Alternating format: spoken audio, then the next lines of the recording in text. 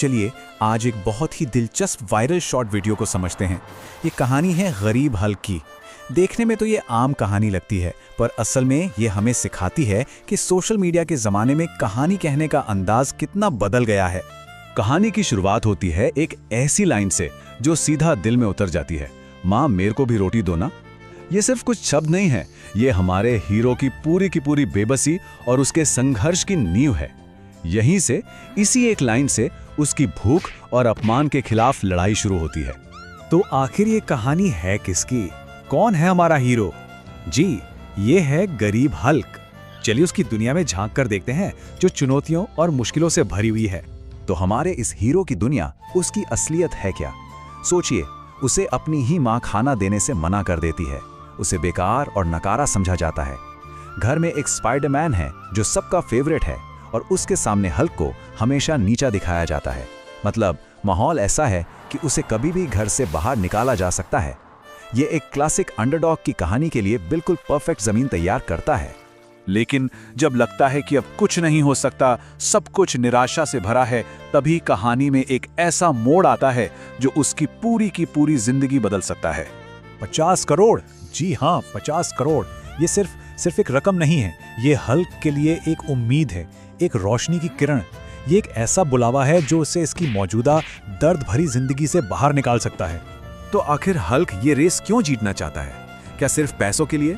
नहीं, असल में ये दौड़ उसके लिए अपनी माँ का भरोसा और प्यार वापस जीतने का एक मौका है। ये उस स्पाइडरमैन से छुटकारा पाने का एक तरीका है, और सबसे बढ़कर ये अपनी खोई हुई इज्जत वापस पाने का रास्ता है। और हल्क वो इस चैलेंज को, इस चुनौती को कबूल कर लेता है।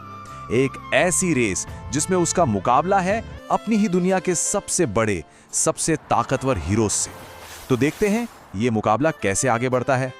यहाँ पर मुकाबला एकदम सीधा है।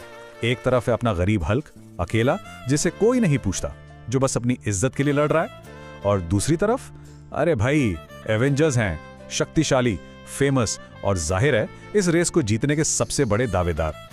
ये बिल्कुल डेविड और गोलियत की लड़ाई जैसा है, बस आज के जमाने का। और अब आता है इस कहानी का सबसे अनोखा हिस्सा।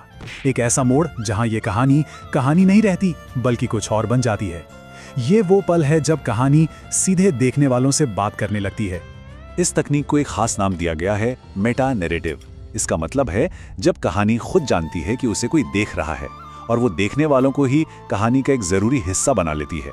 यहाँ पर हल्क को बनाने वाले ने बड़ी चालाकी से देखने वालों को सिर्फ दर्शक नहीं, बल्कि एक एक्टिव प्लेयर बना दिया है। बस ये एक लाइन सब कुछ बदल देती है। यहाँ नरेटर सिर्फ लाइक या सब्सक्राइब नहीं मांग रहा, वो तो ये कह रहा है कि जो देखने वाले हैं, खासकर जो गरीब लोग हैं, उनकी ताकत ही इस हीरो को जिता सकती है। ये एक तरह से देखने वालों के एक क्लिक को एक बहुत ही शक्तिशाली काम में बदल देता है। तो ये पावर काम कैसे करेगी? बड़ा सिंपल है। कहानी के हिसाब से बस 3 काम करने हैं। वीडियो को लाइक करना है, चैनल को सब्सक्राइब करना है, और बस इन 2 क्लिक्स से हल्क को जिताना है। कहानी कहने का ये वाकई एक बहुत ही स्मार्ट तरीका है ना? तो चलिए वापस कहानी के असली मकसद पर आते हैं। वो इनाम जिसके लिए हल्क असल में लड़ रहा है। ये इनाम सीधा जुड़ा है उसकी कहानी की शुरुआत से, उसकी उस निराशा से। और हल्क के मन में क्या चल रहा है, उसकी उम्मीद क्या है? बस यही, अब अम्मा मेरी इज्जत करेगी और खाना भी बहुत सारा मिलेगा। देखिए, कहानी घूम फिरकर वहीं आ गई जहां से शुरू हुई थी, भूख और इज्जत। उसकी जीत का मतलब सिर्फ 50 करोड़ नहीं, बल्कि इज्जत और भरपेट खाना है। और यहीं पर यह कहानी हमें एक बहुत बड़े सवाल के साथ छोड़ जाती है। एक छोटी सी, फनी सी दिखने वाली कहानी, लेकिन सवाल बहुत गहरा है। क्या वाकई सोशल मीडिया की ये ताकत, ये लाइक्स और सब्सक्राइब्स किसी कहानी की हीरो को उसकी असली दुनिया में इज्जत दिला सकते हैं? सोचने वाली बात है ना?